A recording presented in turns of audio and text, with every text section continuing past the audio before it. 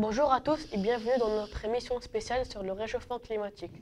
Je suis votre animateur Mohamed Labedi et aujourd'hui nous allons discuter des défis, des chiffres chocs et des solutions écologiques pour lutter contre ce problème mondial urgent. Permettez-moi de vous présenter mes 4 candidats. Bonjour, je m'appelle Chad Bouzid, j'ai 13 ans et je suis en 7e année à l'école Montessori. Bonjour, je suis Anas Labedi, j'ai 13 ans, je suis en 8e et je suis à l'école Montessori.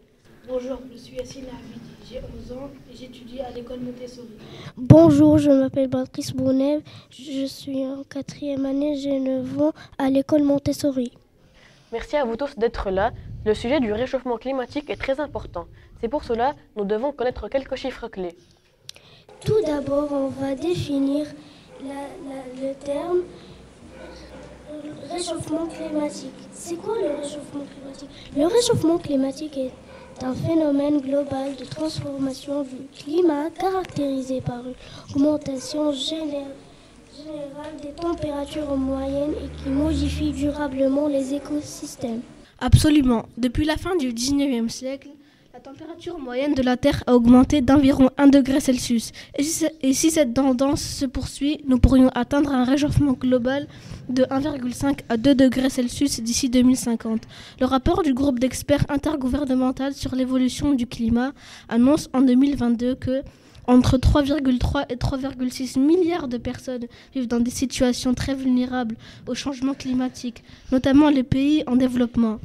Et plus d'1 milliard d'habitants des régions côtières seront menacés d'ici 2050. En effet, merci NS. Les chiffres sont vraiment inquiétants. Alors, Shahd, certainement, nous vivons au cœur d'une crise socio-économique et environnementale liée au réchauffement climatique.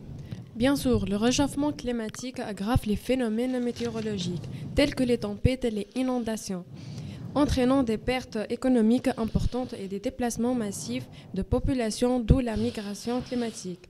De plus, il crée une injustice climatique immense. Les pays les moins responsables des émissions de gaz à effet de serre sont souvent les plus touchés par ces conséquences. Prenons comme exemple les pays situés sur la rive du sud du Méditerranée. Enfin, les changements climatiques menacent sérieusement la sécurité alimentaire, entraînant parfois une famine humanitaire.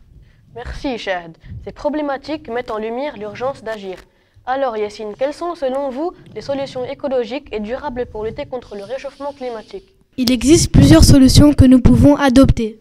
Tout d'abord, investir dans les énergies renouvelables, telles que le solaire, l'éolienne et l'hydroélectricité, est essentiel pour réduire les émissions de gaz à effet de serre. Ensuite, une consommation responsable, en réduisant le gaspillage alimentaire et en privilégiant les produits locaux, contribue également à réduire notre empreinte écologique. De plus, la protection des écosystèmes, notamment des forêts, des océans et des zones humides, est cruciale pour absorber le CO2 atmosphérique et préserver la biodiversité.